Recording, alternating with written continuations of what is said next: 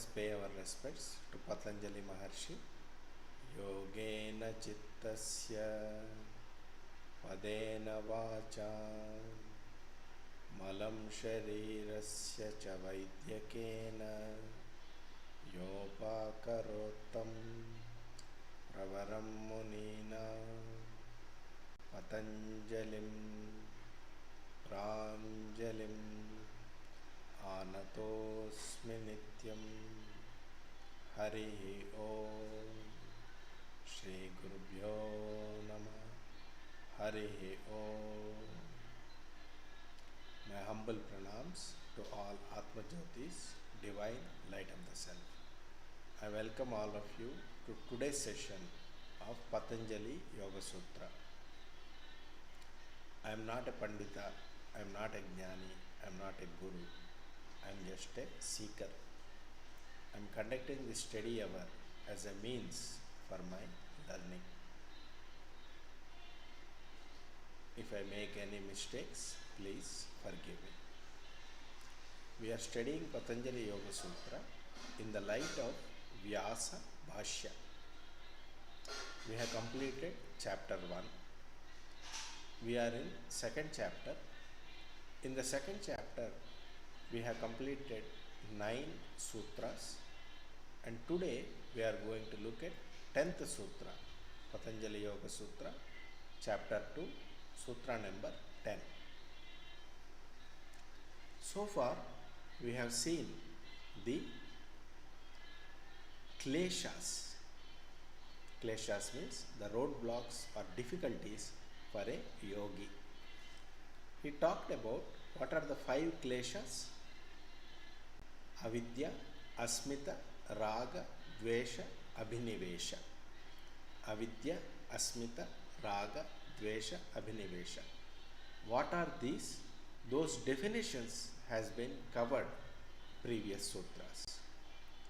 Today we are going to start how to overcome these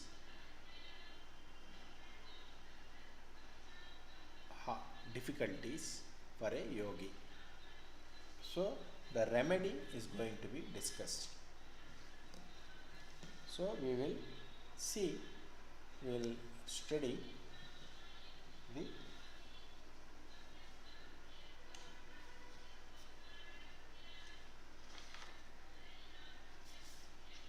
sutra number 10,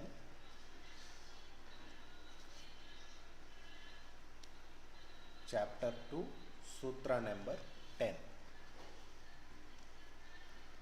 Te pratiprasavaheyaha sukshmaha. One more time. Te pratiprasavaheyaha sukshmaha. One more time. Te pratiprasavaheyaha sukshmaha. One more time. Te pratiprasavaheyaha sukshmaha. What is the meaning of it? Te, those, they, them, the 5 kleshas, avidya, asmita, raga, dvesha, abhinivesha, the 5 kleshas,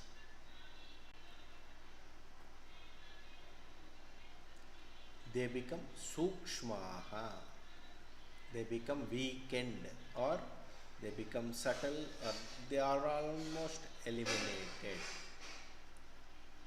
The kleshas are eliminated or weakened. How? Through the practices of tapaha, swadhyaya and ishvara pranidhanani. This is what we discussed in previous sutras.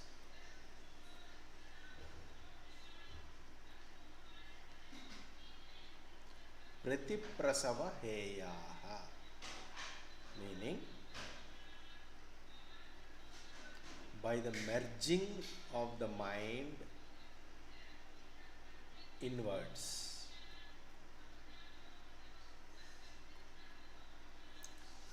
So by meditation, deep meditation, and taking the mind inwards, deep inside, they become sukshmaha, weakened. So let us see what is the Vyasa Bhashya for this. Those five kleshas, avidya, asmita, raga, dvesha, abhinivesha, they become dagda bija kalpaha. They become like a burnt seeds. A seed when burnt cannot sprout. Similarly, these five kleshas become dagda bija, burnt seeds for yogis.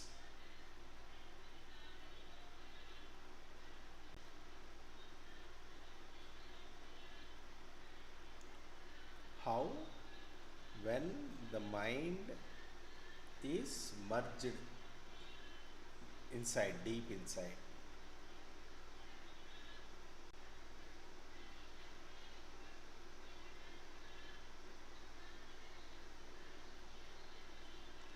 When the mind is merged, when one attains the no mind state, these kleshas are also become astam gacchanti. They are also merged back. They are also destroyed. So, let us see further study of this.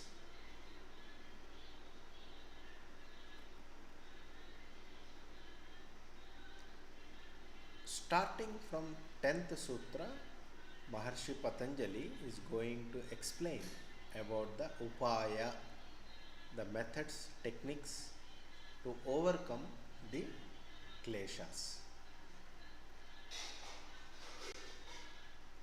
Actually, the kleshas, even though they are five, avidya, asmita, raga, dvesha, abhinivesha, the other four are dependent on the avidya.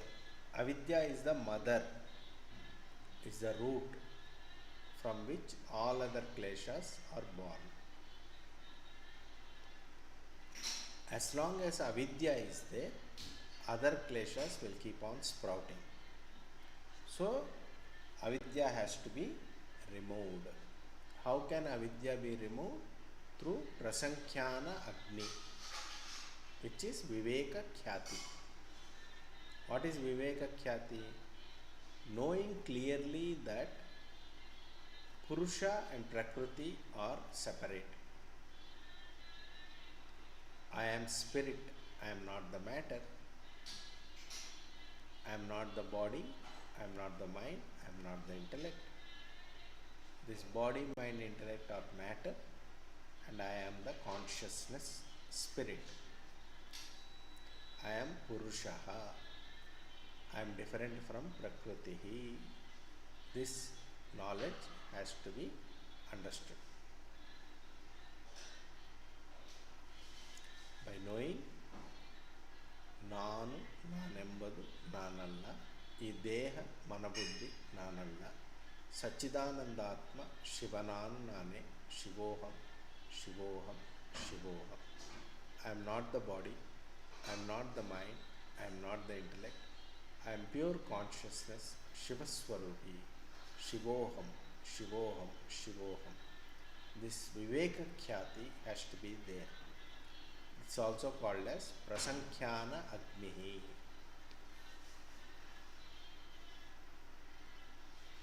So, what are the ways told previous sutras is Tapaha, Swadhyaya, Ishvara Pranidhanani, Kriya Yogaha. That is the sutra in second chapter. So, Tapaha, we have discussed this. Tapas, Swadhyaya and Ishvara Pranidhana has to be continued so that the kleshas can be removed.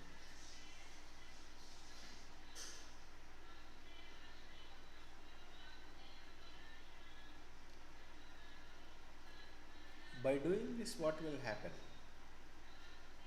It will give rise to Dagda Bija Kalpa, Prasankhyana Agni, the fire of knowledge, the Viveka Khyati will burn the seeds of avidya.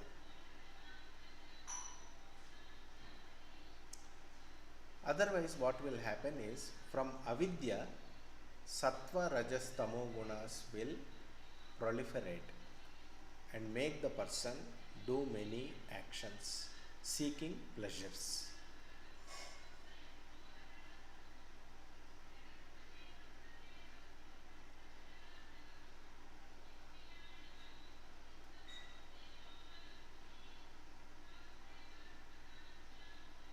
So, this avidya adi kleshas has to be dagda bija kalpaha, like a burnt seeds.